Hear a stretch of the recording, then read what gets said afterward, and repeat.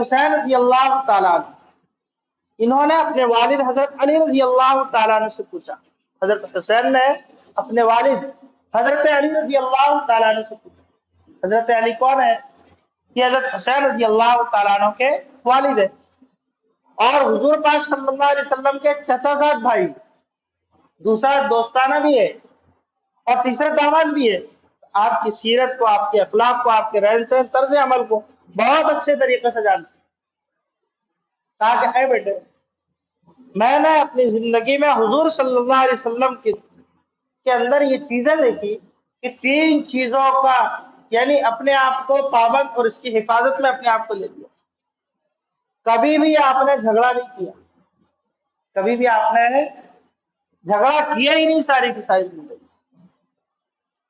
اور دوسری چیز کہ آپ کے اندر تکبر غرور کسی قسم کا نہیں، بلکہ کھانا کھانے بھی بیٹھتے تو ایسا کھانا کھاتے جیسے عام غلام کس طریقے سے کھانا کھاتا ہے، اس طریقے سے کھانا کھایا کرتے. اور تیسری چیز فضول کام سے اپنے آپ کو محفوظ کر لیا. اگر اتنی چیزوں پر انسان عمل کر لے، معاشرے سے ساری کی ساری خرابی ختم ہو جائے. معاشرے سے ساری کی ساری خرابی کیا ہو جائے گی؟ تو اپنی زندگی میں لڑائی جھگڑا کبھی نہیں کرنا. دوسرا تکبر غرور کسی چیز پر کبھی نہیں کرنا. اور تیسرا جو اہم ہے فضول کام. فضول کام کس کو بولیں گے؟ نہ جس پر دین کا فائدہ اور نہ ہی دنیا کا فائدہ. اب اس پر ہم محاسبہ اگر کریں گے، بغیر محاسبے کے نہیں سمجھ میں. اگر ہم محاسبہ کریں گے یعنی اس کا ایک انداز لگائیں گے کہ ہم نے کتنے کام ایسے کیے جو اللہ کی رضا کے لیے اور کتنے کام اللہ کی ناراضگی، تب ہم کو سمجھ میں آئیں گے کہ فضول کام ہم سے ہوتے کتنے. اسی طریقے سے 3 چیزوں سے لوگوں کو بھی محفوظ کر دیا تھا. یعنی کسی کی مذمت اور برائی کرنا، نکتہ چینی کرنا. نکتہ بولتے سب بہترین اور عمدہ ہے لیکن بیچ میں ایک سوراخ، مطلب سب کچھ اچھا ہے اور ایک دھیرے سے سوچ چھوڑ کے آگے نکلنا. کسی کی پوشیدہ راز، پوشیدہ باتوں کے پیچھے نہیں پڑنا. ابھی تو یہ ہوتا ہے کہ کتنا اندر ہے اس کو کیسے نکلوانا ہے، اور اس کے بعد پھر خوشی کا اظہار، تو دیکھو پلانا ایسا. ساری برائی کی جڑ یہی سے تو شروع ہوتی ہے.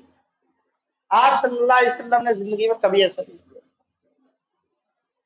اسی طریقے سے حضرت علی رضی اللہ تعالیٰ فرماتے ہیں کہ جب صحابہ میں آپ واعظ و نصیحت فرماتے تھے تو صحابہ اس طریقے سے بیٹھتے تھے کہ ان کے سروں پر گوئے کے پرندے بیٹھے. یعنی بیٹھے کی مثال اس لیے دی کہ اگر وہ ذرا بھی ہلے گے تو پرندہ کیا ہوگا؟ اڑ جائے گا.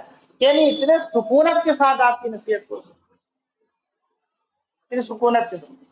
اس طریقے سے حضور پاک صلی اللہ علیہ وسلم جب اس سے فارغ ہوتے تو صحابہ کرام اپنی اپنی بات کو حضور کے سامنے پیش کرتے ہیں کہ سوال پوچھتے. تو اگر ایک صحابہ کھڑے ہو کر پوچھتے تو دوسرے بیچ میں دخل اندازی نہیں کرتے جب تک کہ ان کی بات پوری نہیں. اگر صحابہ مسکراتے تو حضور بھی مسکرا دیتے. اگر کسی بات پر اظہار تعجب فرماتے تو حضور صلی اللہ علیہ وسلم بھی اس پر اظہار تعجب فرما دیتے. یہ طرز عمل تھا آپ صلی اللہ علیہ وسلم کی زندگی گزارنے کا. اسی طریقے سے آپ صلی اللہ علیہ وسلم کے سامنے اگر کسی نے کہا کہ آپ کی تعریف بیان کی، آپ اس سے سخت ناراض ہوتے. ہمارے اندر کیا ہے؟ تعریف. ماشاء اللہ، اللہ نے دیا ہے نا، اللہ نے دیا ہے. آپ اس کو سخت ناپسند فرماتے تھے. اگر کسی نے منہ پر آ کر تعریف کی، آپ سخت ناپسند فرماتے تھے.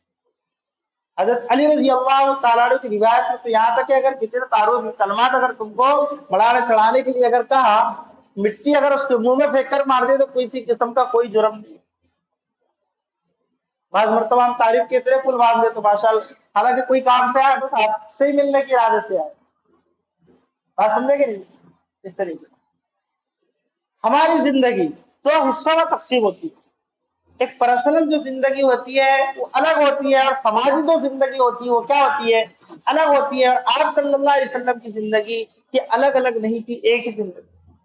اب عوامی زندگی اور سماجی زندگی کسی شخص کو دیکھو، ایسا معلوم ہوتا ہے کہ ماشاءاللہ کیا شخصیت ہے، یعنی کیا اچھائیاں ہے، کیا بزرگ ہے.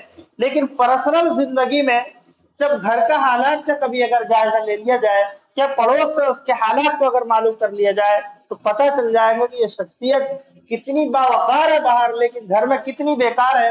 یعنی اس کا اندازہ نہیں لگا سکتے. بات سمجھے کہ نہیں سمجھے؟ آپ صلی اللہ علیہ وسلم کی زندگی اور صحابہ کی زندگی میں یہ چیز نہیں تھی. حضور صلی اللہ علیہ وسلم نے فرمایا خیرکم خیرکم